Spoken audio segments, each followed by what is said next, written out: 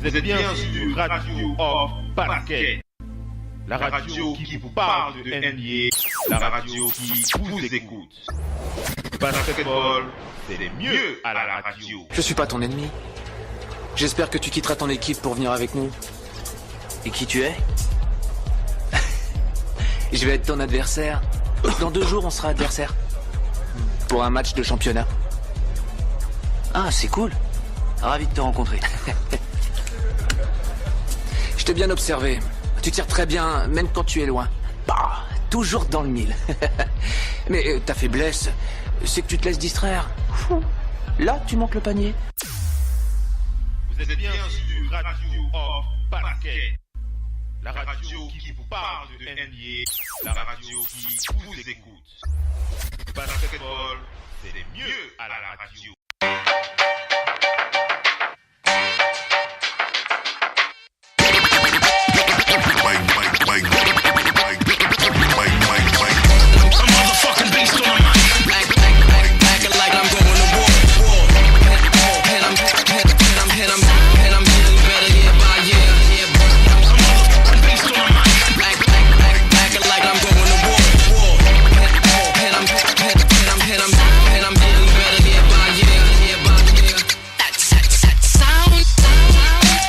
Allez les amis, on enchaîne avec la suite de ce talk show avec la partie débat. On va donc faire le point sur ces matchs, sur ces bilans aussi surtout. On va surtout parler des bilans des équipes, de ces équipes qui sont fait éliminer donc au second tour de ces playoffs. On va commencer par les Sixers de Philadelphie. On va parler des Jazz d'Utah avant d'enchaîner avec les finales de conférence qu'on attend, qui vont démarrer donc ce week-end. On va commencer avec le Doc One P. Le Doc, tu es là? Est-ce que le Doc m'entend? Alors le Doc qui n'est pas près de son... Ah oui non, il arrive. Le Doc le petit qu'il arrive. Cédric Ludovic. Oui, je suis. Oui. Ah, il est déjà de retour. Le Doc, tu es déjà là ou c'est bon? Non, je suis là, mais je suis juste en extérieur. Dans 2 minutes, je suis en haut, au calme. J'ai peur que les bruits extérieurs oui, à tout de suite. Parasitent. À tout de suite. À tout de suite, le Doc One P. On va commencer avec Missy et après Cédric Ludovic. Missy. Oui. Alors Missy, on va enchaîner avec donc cette sortie des Sixers de Philadelphie. Les Sixers qui se sont fait sortir par les Celtics de Boston. Assez logiquement, diront certains, pas du tout, diront les autres. Mais ce qu'il en est, ce qu'on va retenir, c'est surtout cette saison extraordinaire des Sixers de Philadelphie. Alors, je termine avec le bilan quand même de cette saison du côté des Sixers. 52 victoires pour 30 défaites de la part de l'équipe de Joel Embiid, 3e de la conférence Est, 3e de la conférence Atlantique, 7e équipe au nombre de points marqués, première équipe au nombre de rebonds par match. C'est quand même la meilleure équipe au rebond de toute la NBA. Si vous ne le saviez pas, vous avez l'info ce soir. Une équipe qui est passée en 2013 de 19 victoires en 2013 lors de la saison régulière, 18 victoires en 2014, 10 victoires en 2015, 2016, 2017, 28 victoires.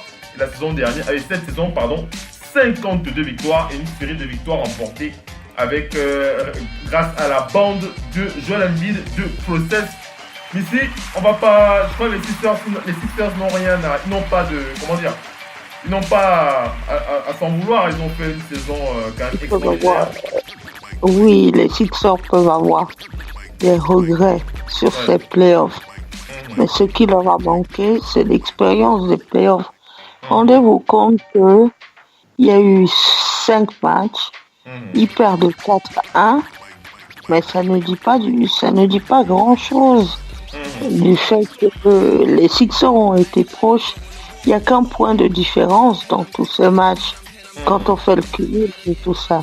Ce qui a surtout manqué aux Sixers, c'est la discipline dans les fins de match. Oui. Hier encore, quand on regarde le match, on se dit les Celtics vont perdre. Il n'y a aucun moyen qu'on voit les Sixers, qu'on voit les Celtics revenir. Mais sauf que les Celtics sont devenus résilients. Avec tous les perdu.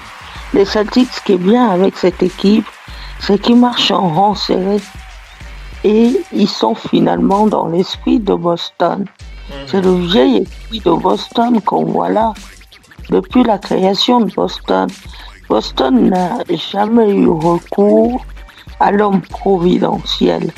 N'ayant pas de recours à l'homme providentiel, eh ben, vous impliquez tous vos joueurs, vous jouez. Il faut surtout saluer le génie de leur coach, Brad Stevens. C'est quelqu'un qui ne panique pas. C'est quelqu'un qui vient, qui vous dessine une fin de match déjà tout fait. Il vient, il vous fait un système et le système est tout le temps gagnant. Parce que Brad Stevens est un très bon observateur du basket. Il a souffert, en fait, dans sa première année quand il a joué les playoffs. Mais maintenant, il peut plus se faire prendre du tout.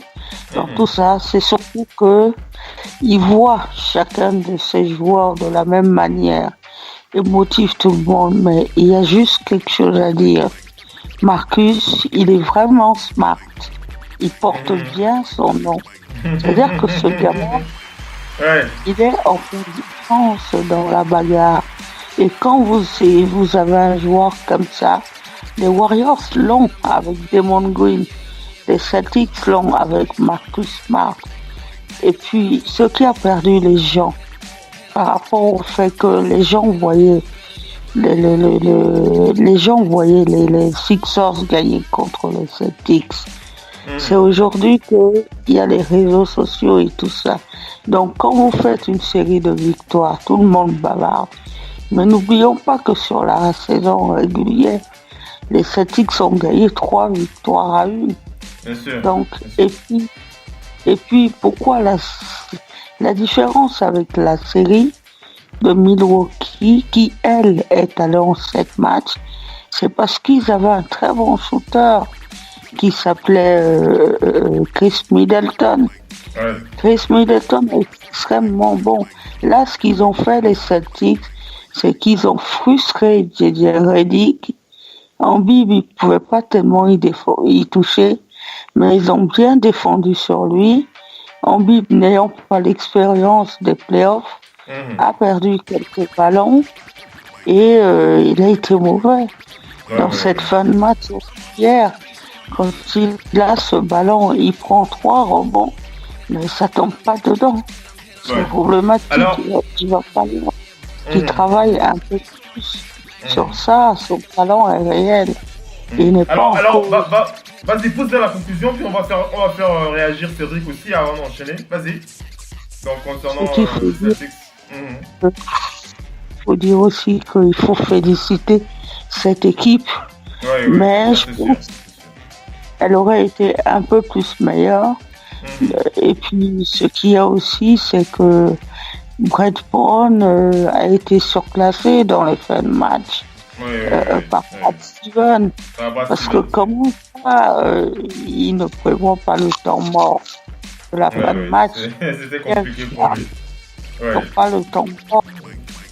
Donc maintenant, bon, et puis c'est le cas Markel Fultz qui joue pas dans cette série. C'est juste pas possible de pas voir.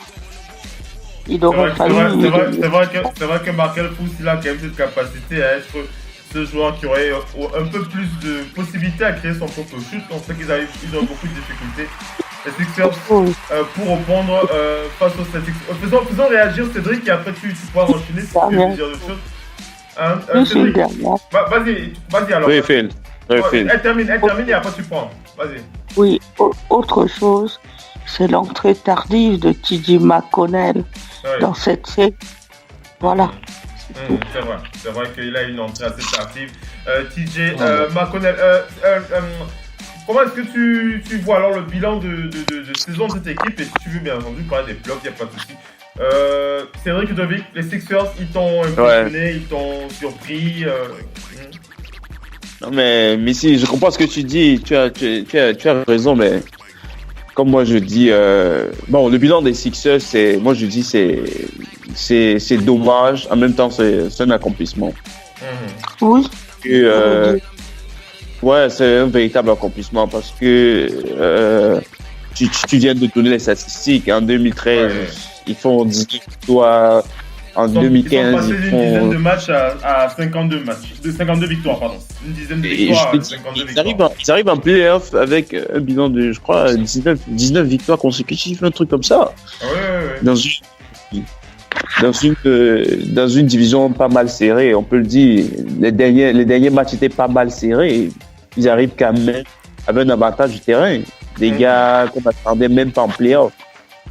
Fait que c'est quand même un accomplissement.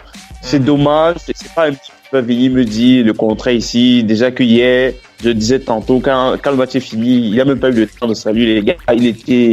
Tu sentais que lui, il était pas content. Il était pas content. Il savait qu'avec cette équipe-là, il pouvait aller un peu plus loin que ça. Ils avaient le potentiel pour aller un peu plus loin que ça. Maintenant, quand tu me parles de Alford, de Embiid, Embiid peut faire 31 points, mais Alford, lui, va faire 29 points, mais des points dans des moments clés. Parce que lui, il a cette expérience playoff. Tu vas pas dire à Embiid de travailler là-dessus. Ça demande de jouer des playoffs, de perdre des matchs, de savoir que en playoff, ça se passe comme ça. C'est dans les moments opportuns, c'est dans les money time qu'on veut te voir briller. Ça demande de participer. C'est qu'il y a aussi cette expérience-là qui leur a manqué. C'est pas juste les joueurs, c'est aussi le coaching.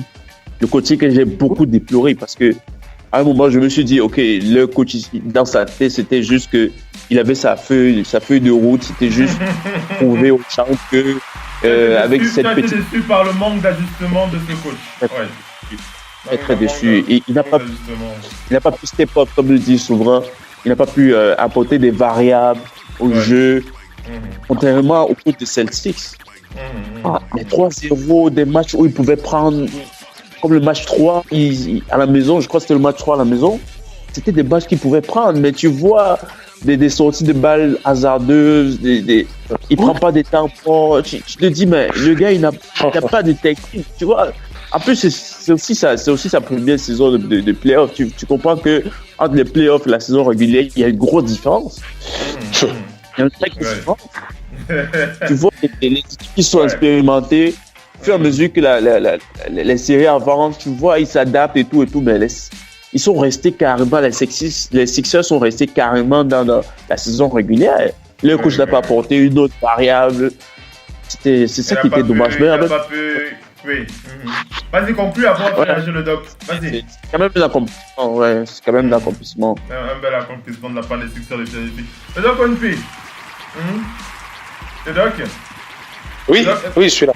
Oui, le doc, comment est-ce que tu réagis sur cette saison de Sixers de Philadelphie avec qui se termine de cette façon de la meilleure des façons, ou devrais-je dire, le doc?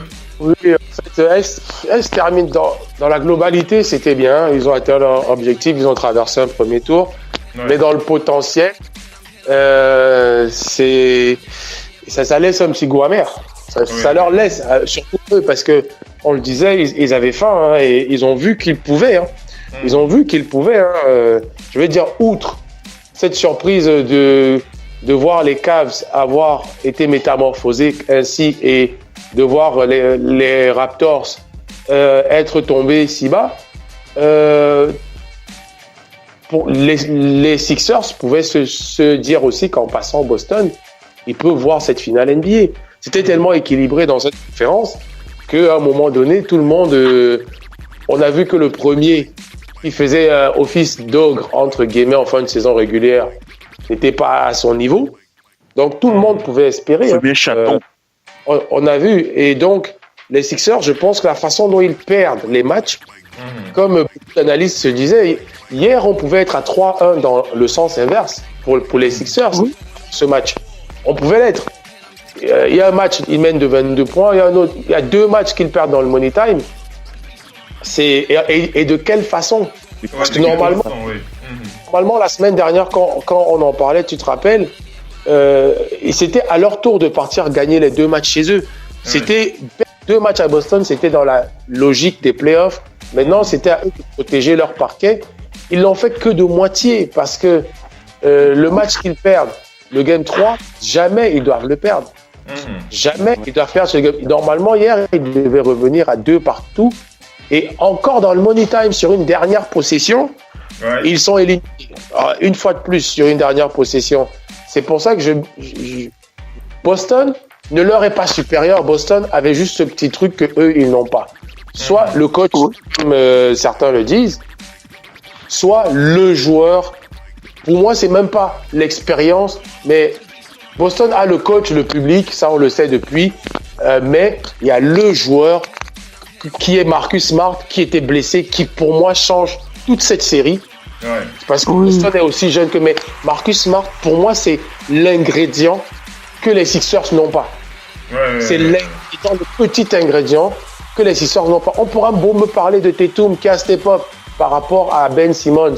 Je veux bien, mais quand tu vois les money time et les petits détails que Marcus Smart envoie hier, la claquette après la cuillère ratée de Tatum, la petite claquette où il passe devant Simmons et devant Embiid pour mettre cette petite claquette qui leur redonne l'avantage dans le money time. C'est ce genre de petits détails en défense, les fautes offensives dans les moments clés ou bien les ballons gérés. Et je rappelle aux gens que même quand Kyrie Irving est là, c'est Marcus Smart qui donne le tempo. Quand on l'a vu dans la saison, Kyrie Irving lui donne le ballon, il dit qu'est-ce qu'on fait. Il est là depuis, le coach sait, c'est lui qui connaît son coach, le coach sait que c'est lui qui sait ce qu'il faut faire. Donc, ce petit truc, sa blessure, son retour de blessure les a sauvés au premier tour déjà. Son retour de blessure les a sauvés avec une main diminuée. Et là, sur cette série-ci, il y a facilement 3 sur les 4 matchs qu'il gagne où Marcus Smart, pour moi, a été. Et c'est ça que les Sixers n'ont pas l'année prochaine. Ils auraient espéré que JJ Redick soit ce joueur. Mais pour être ce joueur, c'est pas simple. On l'a vu, Missy l'a dit. Quand tu enlèves Draymond Green des Warriors, il y a ce petit truc. Par exemple, les Warriors sont à 3-2 si Draymond Green n'est pas là. Voire même 2, voire même 3 partout. S'il n'est pas là, sur des petits trucs, des petits détails qui font que quand c'est chaud, il faut calmer l'adversaire.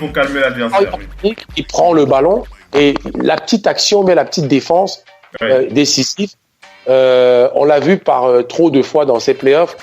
Donc, malheureusement pour les Sixers, ils peuvent avoir un petit goût amer parce qu'ils pouvaient le faire. Et en finale de conférence, contrairement à ce que tout le monde le dit, c'est balle au centre et en ayant l'avantage du terrain et ce beau public, balle au centre, on voit ce qu'on peut faire. On voit ce qu'on peut faire. Pour moi, il y a un favori. Là, c'est vrai qu'il y a LeBron James d'un côté et de l'autre, mais vu ce public et ces joueurs et l'entrain qu'ils mettent, ils peuvent se dire bon, on va faire une belle finale conférence. Après, on verra qui va gagner. Ça va se jouer sur un détail. Ça sera sûrement sur un détail. Missy, rapidement et après Cédric. Missy et après Cédric. Vas-y. Une dernière chose. Terry Rozier, sur l'ensemble de ces 5 matchs, il a perdu 5 ballons. Il a été très efficace. 5 ballons, c'est assez peu. Et qu'est-ce que tu veux dire, Cédric? Après, on enchaîne. Je voulais juste dire que c'est vrai que tu peux parler de Marcus Smart ou de, je sais pas moi, de l'autre jumeau là, comment il s'appelle Maurice, tu peux parler de Maurice, mais tous ces gars, ce sont des joueurs, ils viennent de Détroit, je crois. Je ne me rappelle plus trop. Il vient de Philadelphia. Il vient de Philadelphie. Tous ces gars-là, c'est des gars qui étaient déjà là. Mais moi, ce qui m'a beaucoup marqué, c'est l'expérience, le talent de ce coach. Regarde les rotations de jeu. Regarde, Rosier, c'est un gars qui est là depuis. Il a mis les gars en confiance. Maurice, même, c'est un gars, avant, je sais pas si tu dis qu'il était à Philadelphie, mais c'est un gars, tu te dis que c'est un joueur qu'on redécouvre carrément. C'est un joueur qu'on redécouvre. Il a de nouvelles fonctionnalités. Tu te dis, mais c'est c'est le coaching a été tellement parfait tu vois un gars comme Rosier, il a eu de nouvelles opportunités de jeu, il te développe le jeu, tu te dis, mais. Brad Stevens qui nous réserve encore de bonnes surprises. En tout cas, on va parler de la série face au Cap tout à l'heure. J'aimerais rapidement partager. Donc, on parlait des Sixers. On termine avec les Sixers avec cette réaction de ces joueurs qui ont bien l'intention de revenir la saison prochaine. Ils ont vraiment adoré l'expérience avec cette franchise. On va parler de Marco Bellinelli. Qui avait signé en tant que juste pour le reste de la saison. Voilà, il a dit qu'il aimerait bien être là la saison prochaine. C'est le même discours pour JJ Redick qui a eu une saison aussi très très intéressante avec les Sixers. Il a dit c'est probablement la meilleure saison de ma carrière de jouer à Philadelphie. J'ai adoré cette expérience, j'ai adoré les fans, la ville et le buzz autour du sport dans cette ville et avec cette équipe. C'était vraiment merveilleux. Il y a eu un respect mutuel avec mes coéquipiers et je pense que je serai de retour. Erzan Aliasova a aussi déclaré dans les médias qu'il souhaite revenir. Et on va terminer, Cédric, j'aimerais entendre Cédric là-dessus. On va terminer avec Ben Simmons. Ben Simmons, Cédric, tu m'entends? Oui, fait. C'est Jessica Camerato qui a interviewé Ben Simmons concernant ce qu'il retient de ce qu'il doit améliorer la saison prochaine. Je crois que ça va vous plaire. Je pense que ça va vous plaire puisque Ben Simmons a dit qu'il faut qu'il soit meilleur au shoot. Ben Simmons. Ben Simmons déjà parce que l'année prochaine. Alors, je termine et tu réagis. Vous vous souvenez de ce match de Ben Simmons à 1 point. Un match terrible que Ben Simmons a réalisé. Alors, il a dit, Ben Simmons, j'ai besoin d'être beaucoup plus confortable dans mes options de shoot. J'ai besoin de laisser de côté cette pass first mentality. Pass first mentality, c'est comme ça qu'il l'appelle Ben Simmons. Ben Simmons qui va être beaucoup plus intéressant pour avoir des options offensives qui le mettrait plus à son avantage. Il a dit concernant le vote pour le titre de rookie de l'année que pour lui ce sera un très grand accomplissement, même si pour lui il pense que ce n'est pas de son fait, mais surtout de ce qu'ont pu lui apporter ses coéquipiers. Donc voilà une belle déclaration de Ben Simmons. Ça fait plaisir. C'est vrai qu'un meilleur shoot de la part de Ben. Ouais, mais il le sait, hein, parce que la saison prochaine, tu as Marco Fultz. Marco qui a montré que lui aussi, il peut carrément entrer dans le 5. Et tu te dis l'année prochaine qu'il sera meilleur. Si lui n'apprend pas à tirer, attention. Si les gars vont chercher un autre gars qui va jouer en poste 3, attention, hein.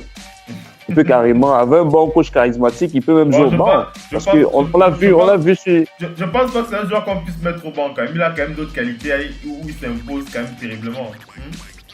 Il y aura quand même de l'adversité. C'est sûr qu'on ne peut pas le mettre au banc, mais il y aura de l'adversité parce qu'on connaît ses limites déjà. Tout le monde connaît ses limites carrément. Et quelque part dans la série contre les Celtics, c'est quelque chose qui a beaucoup manqué. Ouais, il prenait des balles, il était obligé de regarder partout. Ce que je veux dire, c'est qu'il y a deux franchise players aux Sixers, Embiid et Ben Simmons, donc ça rigole pas.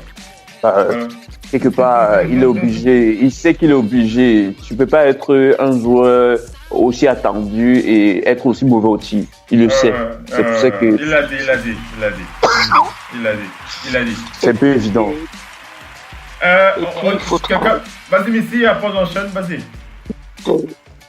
Il faut travailler ses lancers francs et tout ça. Il faut impérativement qu'il devienne une menace. Aujourd'hui, quand on voit les Warriors, Steph Curry, même s'il ne score pas tant que ça, il est une menace offensive. Même pas les Warriors, il faut qu'il regarde seulement LeBron James, tout simplement. LeBron James qui a aussi eu... je ne veux pas dire qu'il a eu les mêmes difficultés au shoot que Ben Simmons en début de carrière, mais quand même LeBron James qui a quand même largement fait évoluer son tir depuis des années. Ouais. Vas-y, Missy, Missy, vas-y. Vous êtes obligé de faire évoluer votre tir. Regardez Rudy Gobert dans la série par rapport à Clint Capela. Clint Capela, il a changé beaucoup de choses dans son jeu. Il profite plus que Rudy Gobert. Mais c'est un passage obligé. C'est un passage Parce que obligé. si vous voulez, Il a Si dit, vous il voulez- a dit après le match. si vous voulez aller loin dans un sport, vous devez pratiquer le sport de manière intégrale. Quand vous prenez le football, dans les années 70, les Hollandais sont venus avec le football intégral. Et les meilleures équipes, elles ont toujours existé parce qu'elles sont des 2, des 3, des 4 côtés du terrain. Il faut être partout, à la fois. Et c'est comme ça que vous gagnez. Il a besoin d'être beaucoup plus complémentaire. Il faut qu'il améliore son shoot en tout cas. Il faut qu'il améliore Ouais. son shoot. Ça, Ouais, il c'est le sait. Hein. on va enchaîner. Parlons un peu du Jazz rapidement. J'ai envie d'entendre le doc là-dessus. Le doc. Oui. Le Jazz, une magnifique saison de la part du Jazz qui s'est surtout fait remarquer par l'élimination du Thunder d'Oklahoma City. Le Jazz qui a été le bourreau de cette équipe du Thunder d'Oklahoma City. Je crois que pour moi, c'est ce qui me marque le plus lorsqu'on parle du Jazz cette saison. Le doc. Je suis prêt. Oui, c'est leur performance. Hein. Ouais. C'est leur performance. Ça restera pour eux. Et encore, je peux te dire, j'ai un goût amer de leur élimination telle qu'elle a été faite. La logique a été respectée, mais là, comment ils ont tenu tête à ces Rockets sans leur meneur titulaire, sans leur défenseur, leur périmètre défenseur premier, parce que Dante Exum, ceux qui l'ont vu au Game 2, comment il a tenu Harden. Et le voilà encore blessé. Et en plus, leur joueur majeur qui les fait mener au début du 4e quart-temps et il se blesse. Mitchell se blesse encore. C'était trop. C'était trop pour eux. Et ils peuvent sortir tête haute. C'est 4-1 qui ne reflète pas du tout. Et c'est ce que je dis souvent. Il y a des scores finaux, mais il y a le contenu des matchs. Et Houston a vraiment eu chaud sur les 4 matchs qu'ils ont gagnés. Ils ont eu chaud facilement 3 sur 4. Il y a eu que le game 3 où ils sont allés mettre les pendules à l'heure à Utah, mais tout le reste des matchs, dans le contenu, Utah a proposé une opposition. Et c'est ce que je disais tout à l'heure sur le cas de Gasol. On a vu une équipe sans problème. Leur coach a fait aussi quelques erreurs. Hein. On voit bien dans le game 4, je pense dans le game 4 ou 3, ils n'appellent pas de temps mort quand ils sont en train de se faire rattraper. Et ils les laissent un peu à l'abandon. Et ces jeunes joueurs, ils ont perdu pied et Harden est revenu au score. Mais malgré ça, on a vu dans le contenu une équipe qui défend, une équipe qui s'est attaquée, une équipe qui du 5 jusqu'au 1 est super équilibrée. Gordon Hayward parti, ils ont fait mieux que quand il était là. Pourtant, on leur prédisait l'enfer. Hein. On leur prédisait l'enfer. Après tout ça, et Jay Crowder, un joueur d'équipe est venu. On a retrouvé le Jay Crowder, si prometteur de Boston. Ça montre bien que dans un effectif, un joueur peut être mauvais dans un, mais très bon dans un autre. On ne peut pas juger un joueur forcément là où il joue. En tout cas, moi, j'étais très content. J'ai un petit goût amer parce que j'aurais au complet. Mais il y a beaucoup qui sont pas. Il y a beaucoup d'équipes qui au complet, ce serait autre chose. Hein. Malheureusement, c'est ça les playoffs. Effectivement, c'est ça. Les playoffs. Allez, attaquons pour quelques pensées concernant cette finale de conférence qui nous attendent. Mais avant d'enchaîner, je vais vous donner une info rapidement qui vient de tomber. Ça concerne les Hornets de Charlotte, puisque je pense que vous le savez, hein, le GM de cette équipe des Hornets, c'est bien Mitch Kupchak.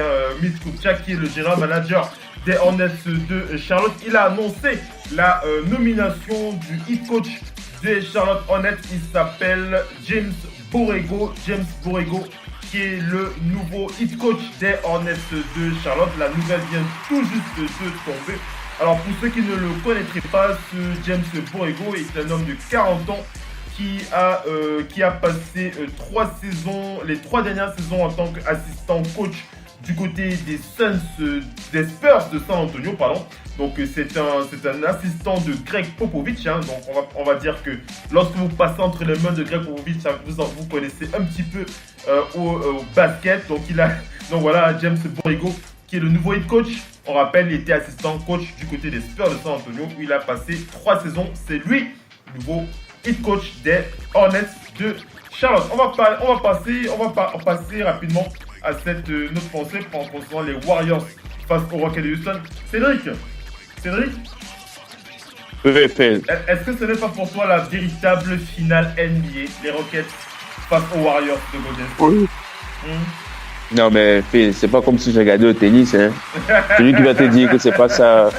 Celui qui va te dire que c'est pas la vraie finale, c'est ce gars qui se ment en lui-même, gars. Ça va être chaud. Non, ça va être très chaud. Ça va être très chaud. C'est comme.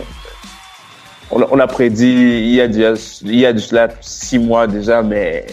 Depuis le début de saison. C'est vrai. Ouais, Oui. c'est très chaud. Et vraiment, celui qui manque ça, ce serait comme s'il a manqué à son propre mariage. Ou un bon lover de basketball. c'est clair. Et comment est-ce que tu vois cette série? 7 matchs pour toi? Très très serré. J'ai pas envie de m'aventurer là-dessus, mais je vais regarder tous les matchs. Même s'il faut qu'il joue 8 matchs. Tu peux, hein. Et moi, je vais regarder les matchs. Tu pourras aussi changer ton pronostic au courant de la série, il n'y a pas de souci si tu reviens. Déjà que j'avais prédit une grosse victoire de OKC face au Jazz. J'ai été très déçu. Malheureusement, ouais. Cette fois-ci, j'ai envie de regarder 7 matchs et vraiment que le meilleur gagne. Parce que les deux équipes, ça va être magnifique à voir. Du côté des Rockets face aux Warriors, ça va être chaud. Le Doc NP, Oui. Est-ce que tu vois cette finale, hein, on va écouter toi et puis Missy, les Cavs face aux Celtics de Boston, est-ce que tu penses que ce sera une voie royale pour le King pour la finale NBA, ou bien tu penses qu'il va souffrir avec 7 matchs King James et les Cavs de Cleveland? tu sais ce qui va passer jusqu'en finale, mon frère. Parce que en fait, beaucoup de gens de médias mettent le AC parce que en début de saison, on voulait voir Kyrie Irving contre ses anciens coéquipiers. Hein. Beaucoup de médias mettent AC et il y a ce regret maintenant. Parce que les voilà, au milieu de la saison, on ne savait pas si Cleveland arrivait en finale de conf. Finalement, en fin de saison, on ne savait pas si c'est Boston parce qu'ils avaient perdu leur deuxième leader et Marcus Smart n'était pas opérationnel. Donc, finalement, on a tourné en rond, on est tombé sur les prédictions de début de saison dans les deux camps. Sauf que, tout le monde est là, à part peut-être les Warriors qui ont 1 ou 2 blessés. Et encore, c'est des blessés mineurs. Mais, de l'autre côté, on se dit, et si? Mais par contre, à la base, Phil, au début de cette série entre Philadelphie et Boston, je me disais, c'est la voie royale pour LeBron.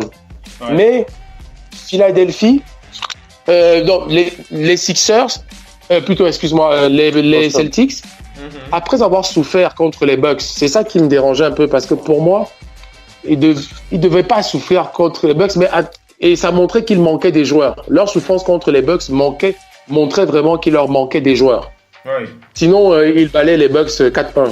Ça, ils sont au complet. Et c'est d'ailleurs les blessures de Boston qui font que cette conférence a été équilibrée. Et que même la NBA, tu parles de finale NBA de l'autre côté, mais Boston au complet rentre dans ces trois-là. Boston au complet n'a pas peur des Warriors ni de Houston. Ils n'ont pas peur, ils les regardent tête à tête. Maintenant, les Cavs sont peut-être favoris, mais la façon dont je vois le regain de confiance que ces mecs ont eu, surtout sur leur parquet. Sur leur parquet, ils ont un public et ils ont une adrénaline que j'ai rarement vue en play-off. La dernière équipe, pour te dire, qui m'a fait penser à ça, c'est quand Iverson, en 2000, a traversé étape par étape avec son équipe, avec un Dikembe Mutombo et un autre, j'oublie encore l'autre là. Mais l'engouement qui prenait l'équipe étape par étape était extraordinaire. On ne les attendait pas et on les attendait juste dans la beauté du jeu, mais étape par étape, les mecs traversaient. Ils ont traversé le premier tour, le deuxième, le troisième, le encore. Et je me dis, Boston, les Cavs doivent faire attention parce que les Cavs ont été en surproduction. On dit qu'ils ont step up, mais moi je pense que il y a des gens qui étaient en surproduction de leur capacité au deuxième round. Un deuxième round qui peut flouer l'analyse des gens. le sweep peut flouer l'analyse des gens parce que Boston, la façon dont ils défendent et leur coach stratège, c'est pas la même chose. Moi, c'est comme ça que j'analyse. J'ai pas envie de dire 4-1, 4-0 comme tout le monde. Je me dis, c'est Celtics à domicile. Ouais. Il faut faire gaffe. À l'extérieur, je les vois et je pense qu'ils voyagent pas bien. Ils voyagent pas bien. La preuve à Milwaukee, ils n'ont même pas pu prendre un match.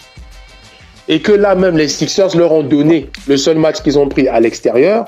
Mais à domicile, ils sont très solides. Mais très solides. Je sens envie d'aller je vois bien, je les vois bien prendre 2 matchs.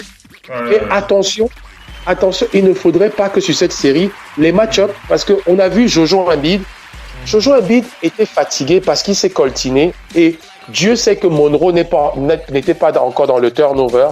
Mais quand tu as Baines, qui est un rock qui ne bouge pas, tu as Horford, tu as Baines, et que quand tu prends du poste 3, c'est-à-dire de Jalen Brown à Tatum jusqu'au 5, ils sont équipés, mais de façon barbare. Les gens ne savent pas, ils sont vraiment équipés, ils sont athlétiques, Et en plus, Marcus Smart, ces mecs du 3 jusqu'au 5, ils font peur. Et c'est là où ils ont tué les autres. Ils ont dit, on est plus athlétique. On pensait que les autres sont athlétiques, mais non, ils avaient que des joueurs tireurs. Ils ont fermé les tirs et ils ont dit, athlétiquement, on vous bat. Donc, je pense que, pour moi, 4-2. LeBron James va faire son boulot, mais Tristan Thompson et Love auront affaire à des joueurs qui bougent, à des joueurs qui dérangent. Ils vont devoir step. Sinon, peut-être qu'on aura un game 7 dans cette confrontation. S'ils ne step pas, parce que bon, je peux te dire, Marcus Smart et Jalen Brown, athlétiquement, ils vont se relayer. Ils vont se relayer, mais donc j'ai envie de dire 4-2 peut-être pour les Cavs, mais en cas de game 7, en cas de game 7, ça peut être dangereux. C'est intéressant. Missy, comment tu réagis face à cette série? Est-ce que tu vois deux matchs gagnés après Celtics ou tu vois mieux, tu vois 7 matchs aussi? Non, moi je dis, si ça va en 7 matchs, c'est pour Boston. Oui, game 7, D'accord. Donc pour toi, si les Cavs ne prennent pas au moins 3 matchs... Ils doivent que ça. Oui. Si ça va match, il faut fatiguer LeBron James. Il faut fatiguer King James, c'est les Cavs. De gagner au Garden. Ce qu'il a. C'est lui qui ricane là derrière. On va l'écouter tout à l'heure. Vas-y, ici. La technique qu'il faut utiliser, c'est celle des Warriors. C'est que vous prenez l'option, vous dites, LeBron James, on va le gêner un peu, mais au fond, il est trop dominant, on ne peut pas y toucher. Maintenant, si vous prenez cette option, il faut faire le travail autour pour limiter les autres. Et ça, Boston sait faire, c'est possible. Boston est l'une des meilleures équipes défensives de la saison régulière. Il y a peu de gens qui le savent. Boston est l'une des équipes qui concède le moins de points à ses adversaires.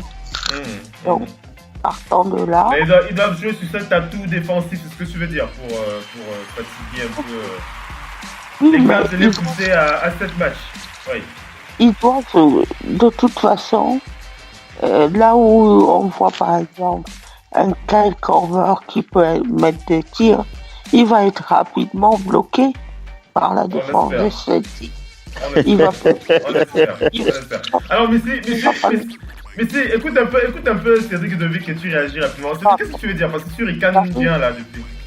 Missy, écoute un peu Cédric. Cédric, qu'est-ce que tu veux dire? Ces deux équipes qui ont été dans le dur. Comme Simon l'a dit, les Cavs, carrément, les gens les voyaient sortir. Hein. Les gens les voyaient sortir et ils partent en finale avec une de ces confiances. Bon, maintenant, tu as un LeBron James, je veux dire, ils vont essayer de le limiter, c'est sûr. Kevin Love, peut-être l'arrêter. Mais bon, j'ai pas trop envie de me lancer dans cette série-là, mais je suis un supporter des Cavs et j'aimerais voir un très beau match parce que en face, tu as de bons jeux bien prometteurs. Et c'est un peu dommage. C'est un peu dommage quand tu vois une équipe de Toronto dominer autant la saison et arriver à prendre tout ce que j'aimerais pas voir. T'as marqué, j'ai même pas osé parler de. Tellement. C'est tout ce que j'aimerais pas voir. C'est tout ce que j'aimerais pas voir. Mais dis-moi un peu, Cédric. Largement de la. Dis-moi un peu. Dis-moi un peu, Cédric. J'avais une question pour Cédric. Parce que lui, c'est un supporter des Cavs. Mais il y a des supporters des Cavs qui. Je sais qu'au fond d'eux, il y a un questionnement. C'est un peu ce qui s'est passé avec la Nouvelle-Orléans. Est-ce que c'est Toronto qui était trop faible ou est-ce que les Cavs sont devenus trop forts subitement?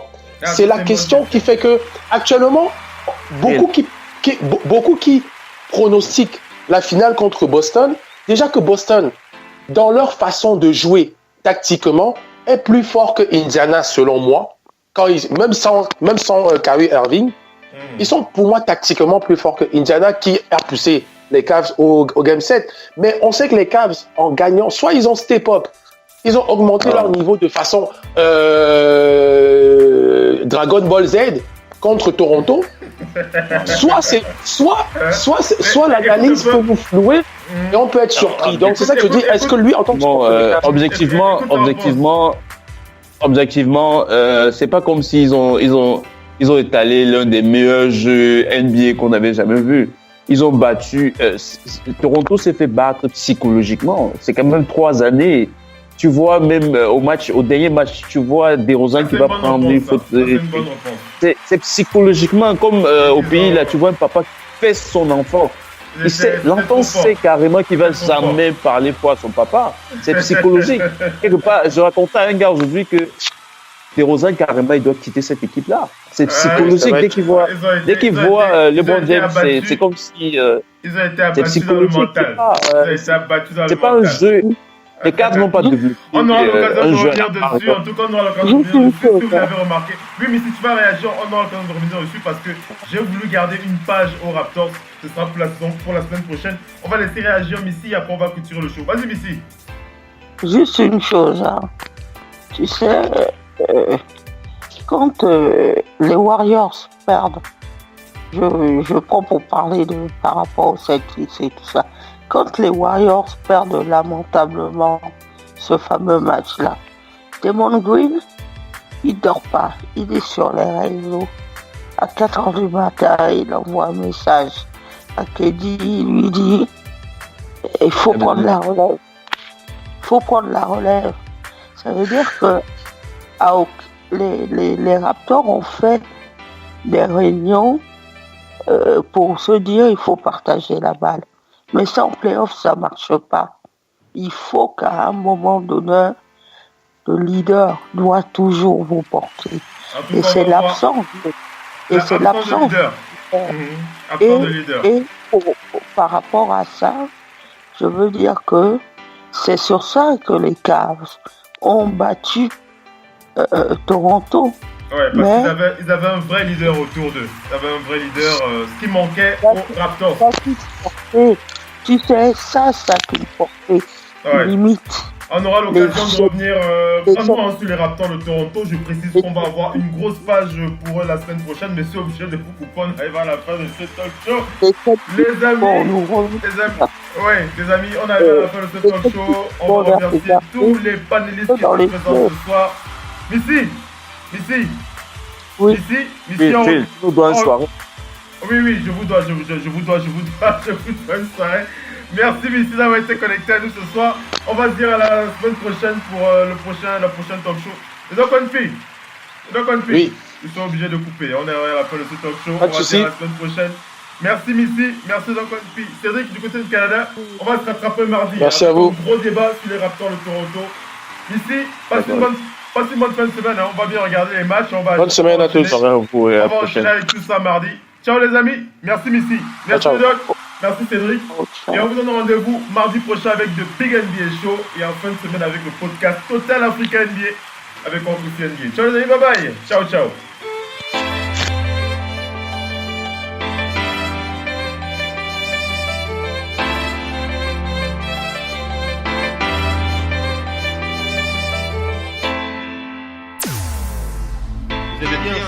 radio hors parquet. La radio